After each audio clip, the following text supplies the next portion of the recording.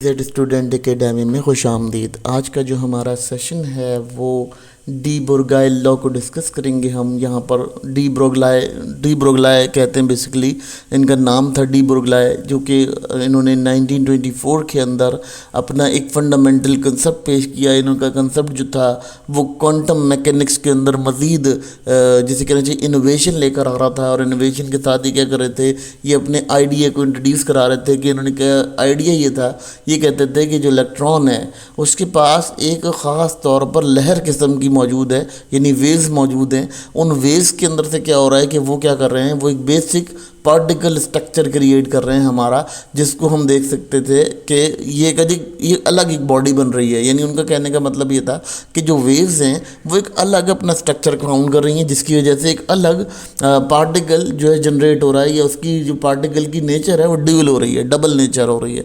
तो ये तमाम कंसेप्ट जो हैं यहाँ डिस्कस किए गए थे, इसको हम फर्दर डिस्कस करते हैं। अब इनकी यहाँ बात कर लेते हैं कि डी ब्रोगलाय के मसला क्या था। उन्होंने पहली सजेशन ये दी कि उन्होंने कहा कि जी पार्टिकल जो है वो मास रखते हैं, उस मास के साथ वो एक अजीब सा बिहेवियर रखते हैं जिसमें एक लहर पैदा होती है, लचक पैदा होती है। वो एक अजीब सा बिहेवियर उनके अंदर देखा जाता है। अच्छा, वो कुछ ख़ास ऐसी सिचुएशंस होती हैं या कंडीशंस होती हैं जिनके अंदर ये बिहेवियर वो शो कराता है।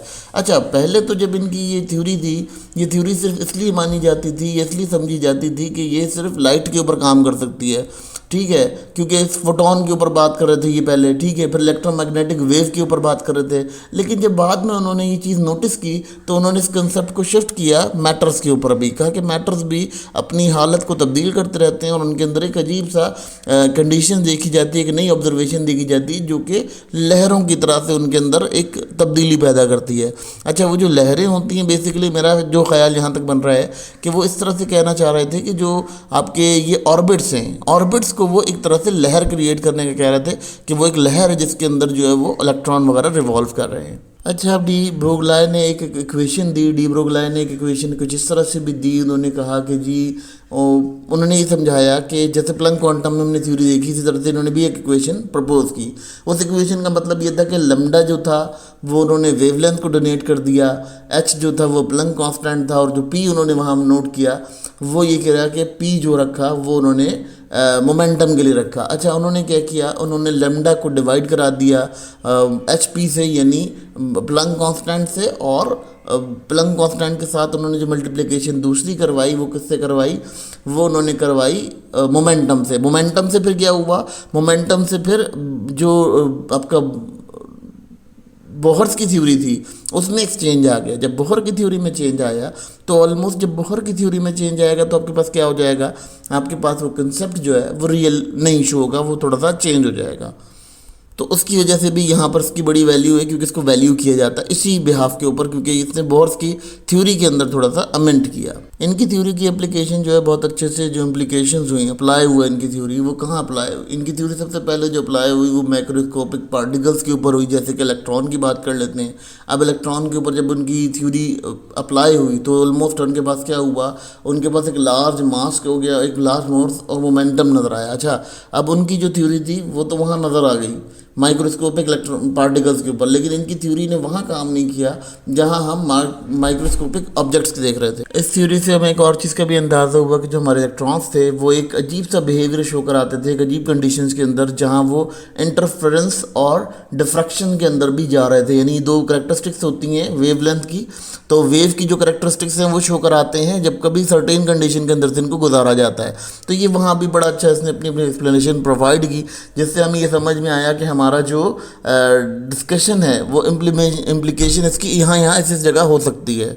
इनके कंसेप्ट की जो एक्सपेरिमेंटल एक्सप्लेनेशन हुई वो 1927 में हुई। डाइवर्जन एक साइंटिस्ट थे और एक जर्मन एक साइंटिस्ट थे। उन्होंने क्या किया, उन्होंने इसकी जो है इनकी जो स्टडी थी उसको कंफर्म किया, और कंफर्म करते हुए उन्होंने एक हाइपोथेसिस प्रोवाइड किया जिससे ये चीज़ साबित हो गई कि इलेक्ट्रॉन जो है अगर उनको किसी ख़ास उस पर रखा जाए, किसी ख़ास लाइट के ऊपर रखा जाए, यानी हल्की लाइट के ऊपर रखा जाए जो कि क्रिस्टल क्लियर हो, तो वहाँ क्या करता है, वहाँ वो अपनी एक अजीब सी बिहेवियर शो कराता है, जो कि बिहेवियर नज़र आता है कि हमें वेव की तरफ बिहेवियर शो होता है। और उन्होंने इस चीज़ को कंफर्म किया कि जी इलेक्ट्रॉन या पार्टिकल्स के अंदर, इलेक्ट्रॉन पार्टिकल्स के अंदर अपना भी एक वेव बिहेवियर है, जिसकी वजह से वो अपना एक जो मैार है उसको नहीं ख़राब करती हैं और वो अपने रेगुलेट करती रहती हैं अपने महवर के अंदर, अपनी चीज़ों के अंदर।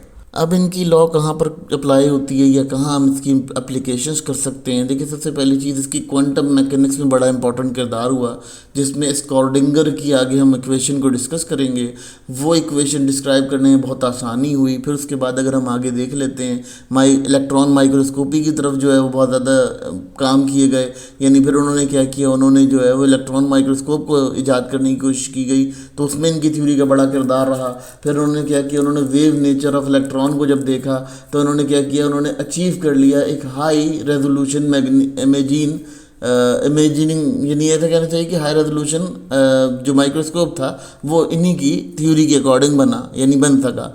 ठीक है, बेसिकली ये थोड़ा सा फिजिक्स की तरफ जा रहा है, लेकिन केमिस्ट्री के अंदर इसका इसलिए काम है क्योंकि इलेक्ट्रॉन से रिलेटेड है। असल में बच्चे ये सोच रहे होंगे कि तो सारा फिजिक्स का सिस्टम है, लेकिन ये फिजिक्स का सिस्टम नहीं है, ये बेसिकली केमिस्ट्री के ही सिस्टम्स को डिफाइन किया जा रहा है। इलेक्ट्रॉन जो है वो केमिस्ट्री का एक पार्टिकल है, उसके अकॉर्डिंग हमें इसको पढ़ाना पड़ रहा है। ठीक है, फिर अगर हम बात कर लेते हैं यहाँ पर क्वांटम कंप्यूटिंग, इन्होंने क्या किया, इन्होंने बहुत इंपॉर्टेंट काम ये किया कि जो ड्यूलिटी थी, ये जो ड्यूलिटी नेचर ऑफ इन्होंने इलेक्ट्रॉन शो कराई, इससे क्या हुआ, इससे हमें एक नया सिस्टम जनरेट करने में मदद मिल गई, जिसको हम देख सकते हैं कि हमारा वेव नेचर उसमें जो है हमें समझ में आ गई कि हमारे एटम में कितनी पाई जा रही है।